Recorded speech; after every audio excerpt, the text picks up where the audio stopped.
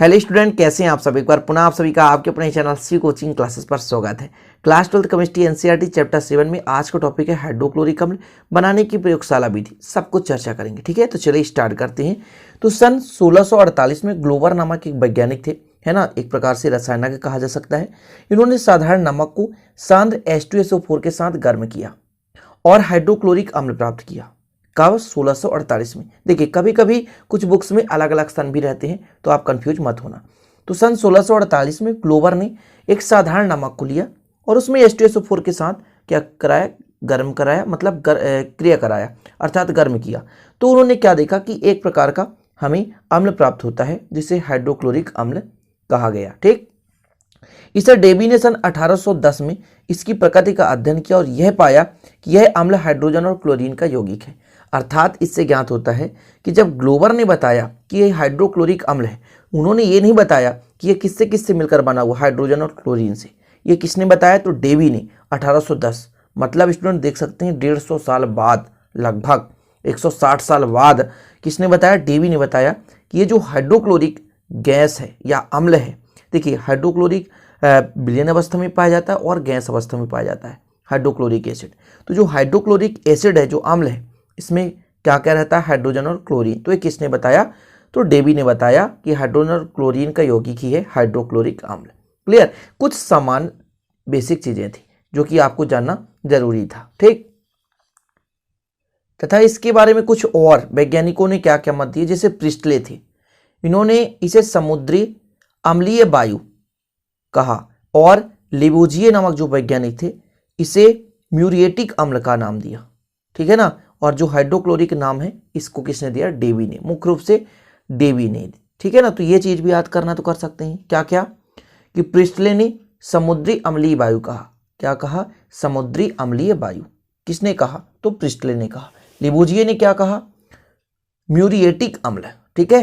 तो ये नाम लिखना तो लिख सकते हैं, बेसिक चीजें हैं, आपको पूरा चीज एक ही बुक्स में नहीं मिलेगा, इसलिए मैं कहता हूं आप लोग लिख लिया करो। ठीक, चलिए अब अपना जो मेन टॉपिक है बनाने की प्रयोगशाला विधि। ठीक है, तो ये आपको डायग्राम भी बनाना पड़ेगा। चलिए, ये आपको यहाँ पर मैं छोटा सा डायग्राम बनाया हूँ, इसके माध्यम से आपको समझाऊंगा। एक गोल पेंदुत फ्लास्क लिया मैंने। ठीक ठीक है, तो आप लोगों को विधिवत इसी प्रकार डायग्राम बना लेना है। तो देखिए, ये आपका गोल पेंदुत फ्लास्क है, इसमें नमक लेते हैं और सांद्र H2SO4 को थिसिल फनल की सहायता से मिलाते हैं। तो क्रिया के फलस्वरूप हमें जो हाइड्रोक्लोरिक जो अम्ल है वो गैस के रूप में प्राप्त होता है, जिसे अधोमुखी विस्थापन या ऊर्ध्व विस्थापन विधि द्वारा गैस जार में एकत्रित कर लेते हैं। समझ रहे हैं? तो देखिए कैसे कर लिखना है आपको कि प्रयोगशाला में एक गोल पेंदुत फ्लास्क लेकर नमक लेते हैं। इसमें क्या लेते हैं? नमक। इसमें एक थिसिल फनल और एक निकास नली लगा रहता है। थिसिल कीप या थिसिल फनल की सहायता से हम इसमें H2SO4 डालते हैं, सल्फ्यूरिक अम्ल डालते हैं, और इतना डालते हैं जब तक कि ये जो थिसिल कीप है इसका निचला स्तर ना डूब जाए। इसके बाद धीरे धीरे बर्नर की सहायता से गर्म करते हैं। मंद गति से ये क्रिया संपन्न होती है और कुछ समय पश्चात धीरे धीरे यहाँ से गैस निकलने लगती है, जिसे ऊर्ध्व विस्थापन विधि द्वारा गैस जार में एकत्रित कर लिया जाता है। समझ गए? फिर से समझें। एक गोल पेंदुत फ्लास्क लेते हैं, जिसके तल पर यानी अंदर, है ना, क्या लेते हैं? थोड़ा सा नमक रख लेते हैं। इसमें एक निकास नली और एक थिसल कीप, ये निकास नली है, थिसिल कीप लगा होता है। थिसिल कीप की सहायता से H2SO4 इतना मात्रा में डालते हैं कि इसका जो थिसिल कीप है इसका निचला सिरा सल्फ्यूरिक अम्ल से डूब जाए। जैसे ही H2SO4 मिलाया जाता है, अपक्रिया तुरंत संपन्न होती है और धीरे धीरे अपक्रिया संपन्न होने लगती है। अपक्रिया जैसे संपन्न प्रारंभ होती है तो H2SO4 नमक के साथ क्रिया करता है और इससे HCl गैस उत्पन्न होता है, जिसे कि निकास नली की सहायता से किस पे? अधोमुखी विस्थापन विधि या ऊर्ध्व विस्थापन विधि द्वारा गैस जार में एकत्रित कर लिया जाता है। सिंपल स्टूडेंट, बनाने की विधि मैं जितना बता रहा हूं उतना आपको लिख लेना है। मैं यहाँ पे हिंदी जो आपको समझा रहा हूँ कि एक गोल पेंदुत फ्लास्क लेते हैं जिसमें नमक लेते हैं। इस गोल पेंदुत फ्लास्क में एक थिसिल कीप लगा रहता है तथा एक निकास नली लगी रहती है। थिसिल कीप की सहायता से सल्फ्यूरिक अम्ल H2SO4 क्या करते हैं? डालते हैं, और इतना मात्रा में डालते हैं कि थिसिल कीप का निचला सिरा डूब जाए। जैसे H2SO4 डालते हैं इसकी अपक्रिया तुरंत प्रारंभ हो जाती है और इससे गैस निकलती है। ठीक है ना, ध्यान दीजिएगा। इसको अपन क्या करते हैं कि कुछ समय पश्चात ये कभी कभी अपक्रिया मंद हो जाती है, तो मंद जैसे होती है तभी इसको हम बर्नर की सहायता से गर्म करते हैं, जिससे तेजी से गैस निकलती है, जिसे निकास नली की सहायता से हम अर्ध या ऊर्ध्व विस्थापन विधि या अधोमुखी विस्थापन विधि द्वारा गैस जार में एकत्रित कर लेते हैं। क्लियर। लास्ट बार एक बार और समझाता हूं कि एक गोल पेन युक्त फ्लास्क लेते हैं जिसमें थोड़ा सा नमक की मात्रा रख लेते हैं, इसमें एक थिसिल कीप और एक निकास नली लगी रहती है। ठीक है, थिसिल कीप की सहायता से H2SO4 की मात्रा डालते हैं और इतना डालते हैं कि नीचे नमक और निकास जो आपका थिसिल कीप का निचला सिरा डूब जाए। जैसे ही H2SO4 डालते हैं अपक्रिया संपन्न होने लगती है, लेकिन कुछ समय पश्चात ये थोड़ा सा मंद हो जाती है। मंद हो जाती है, इसे तीव्र करने के लिए पुनः बर्नर की सहायता से इसको क्या करते हैं, गर्म करते हैं, जिससे गैस निकलने लगती है और यह गैस क्या होती है, HCl होती है, जिसे अधोमुखी विस्थापन विधि द्वारा या ऊर्ध्व विस्थापन विधि द्वारा गैस जार में एकत्रित कर लेते हैं। क्लियर स्टूडेंट, इतना समझ में आ गया। चलिए अब इसमें रासायनिक समीकरण देना है तो वो आप लोग लिख लें। जैसे NaCl है, नमक है, किससे क्रिया करेगा, H2SO4 से,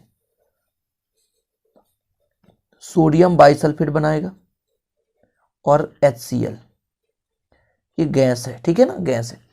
और जो आपका सोडियम बाइसल्फेट है ना, पुनः NaCl से क्रिया करता है, सोडियम बाइसल्फेट पुनः क्रिया करेगा तो सोडियम सल्फेट बनाए, Na2SO4 बनाता है प्लस HCl बना लिया। ये हो गया क्लियर। ये भी एक प्रकार का है ना, दोनों गैस ही हैं, तो उच्च ताप पर, ये कम ताप पर होती है अपक्रिया, ठीक, और ये उच्च ताप पर।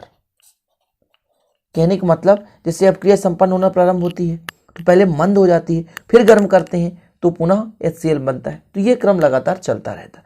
तो ये हो गया बनाने की विधि। आशा और उम्मीद है कि जो मैं बोला हूं, जो आपको समझाया हूं, उसे आप लोग लिख लेना। जो मैं समझाता हूं स्टूडेंट, सरल भाषा में कोशिश करता हूं समझाने को, तो उसे आप लोग जरूर लिख लिया करो यार। अब बात आती है HCl के भौतिक गुण के बारे में, क्योंकि रासायनिक गुण तो कभी पूछा नहीं जाता, भौतिक गुण से ऑब्जेक्टिव कभी कभी आ जाता है। तो आप लोग लिखते चले फटाफट कि पहला नंबर लिखना है, ये तीक्ष्ण गंधयुक्त रंगहीन गैस है, जल में अत्यधिक विलयशील और स्वाद में खट्टी है। फिर से, तीक्ष्ण गंधयुक्त मतलब इसका गंध तीक्ष्ण होता है, रंगहीन गैस है मतलब इसमें रंग नहीं होता है, जल में अत्यंत विलयशील अर्थात जल में विलेय है, समझ रहे, और आपको आगे लिखना है इसके कि स्वाद में खट्टी होती है। ठीक, समझ रहे ना। वायु से भारी है, वायु से भारी है, कितना गुना भारी है, तो 1 से 1/4 गुना भारी है, इसलिए वायु के ऊर्ध्व विस्थापन द्वारा इसे एकत्रित की जाती है। ठीक, अगला देखें, वह नम वायु में श्वेत धूम्र देती है। मतलब स्टूडेंट, यदि जैसे कांच है, ये कांच है, इसमें आप HCl मिला दो और खुला छोड़ दो कांच को, है ना, HCl डालकर खुला छोड़ दो, तो ऑटोमेटिक कांच के चारों ओर श्वेत धूम्र बना देती है। तो ये नम वायु और क्या करती है, नम वायु से क्रिया करके श्वेत धूम्र के रूप में परिवर्तित हो जाती है। तो कुछ प्रमुख जो मैं बता रहा हूँ, ज़्यादा आपको नहीं पढ़ना है, क्या क्या पढ़ लेना है। वायु से भारी है, ठीक है, ये यदि नमी या वायु के संपर्क में आकर श्वेत धूम्र देती है, रंगहीन गैस है, जल में अत्यधिक विलयशील है, स्वाद में खट्टी होती है, तीक्ष्ण गंध युक्त होती है। ये चीज़ हो गया क्लियर। अब इसका प्रयोग भी कहाँ कहाँ होता है, तो सबसे पहले तो स्टूडेंट आप लोगों को पता होगा कि विभिन्न प्रकार की यौगिक बनाने में, जैसे अमोनियम क्लोराइड बनाने में, क्लोरीन बनाने में किया जाता है इसका उपयोग। ठीक है, मक्के के स्टार्च से ग्लूकोज निर्माण में इसका प्रयोग किया जाता है, शर्करा उद्योग में प्रयोग किया जाता है। सबसे पहली बात तो HCl जो है हमारे अमाशय में पाया जाता है, जो कि भोजन के पाचन में सहयोग करता है, समझ रहे ना। तो जंतुओं में भी HCl पाया जाता है। धातुओं को चमकाने के लिए हम इसका प्रयोग करते हैं, समझ रहे हैं। सैनिटरी सफाई मतलब सैनिटाइजर आप लोग देखते होंगे, उसमें HCl मिलाया जाता है। तो विभिन्न प्रकार के उपयोग हो गए, जिनको आपको यदि लिखना है तो लिख सकते हैं, या कि आप लोगों की बुक्स में होगा तो आप लोग है ना अच्छे से तैयारी कर लें। या स्टूडेंट एक्वारेजिया बनाने, अम्लराज बनाने में भी HCl का प्रयोग किया जाता है। एक्वारेजिया मतलब अम्लराज, ठीक है ना। तो अम्लराज बनाते हैं 1:3 के अनुपात में, ठीक। तो अम्लराज बनाने में इसका प्रयोग किया जाता है। रंगों के निर्माण में करते हैं, है ना। चीनी मिट्टी को साफ करने के लिए करते हैं। कोक, लोहे, खनिज आदि विभिन्न प्रकार के उद्योगों में प्रयोग करते हैं। परत चढ़ाने के लिए, टीन या जिंक का आवरण चढ़ाने के लिए इसका प्रयोग किया जाता है। बहुत सारे उपयोग हैं, प्रयोगशाला में अभिकर्मक के रूप में इसका प्रयोग किया जाता है, चमड़ा उद्योगों में किया जाता है। तो विभिन्न प्रकार के इनका उपयोग है। तो ये चीज़ें आप लोग तैयार कर लो। मेन था प्रयोगशाला विधि, जो आपको समझ में आ गया होगा। स्टूडेंट यदि पसंद आए तो प्लीज़ लाइक कर देना, दोस्तों के साथ शेयर कर देना यार। नए तो चैनल को सब्सक्राइब कर बेल आइकन भी प्रेस कर लेना। इसी प्रकार के अगली वीडियो के साथ मिलते हैं, तब तक के लिए जय हिंद, वंदे मातरम।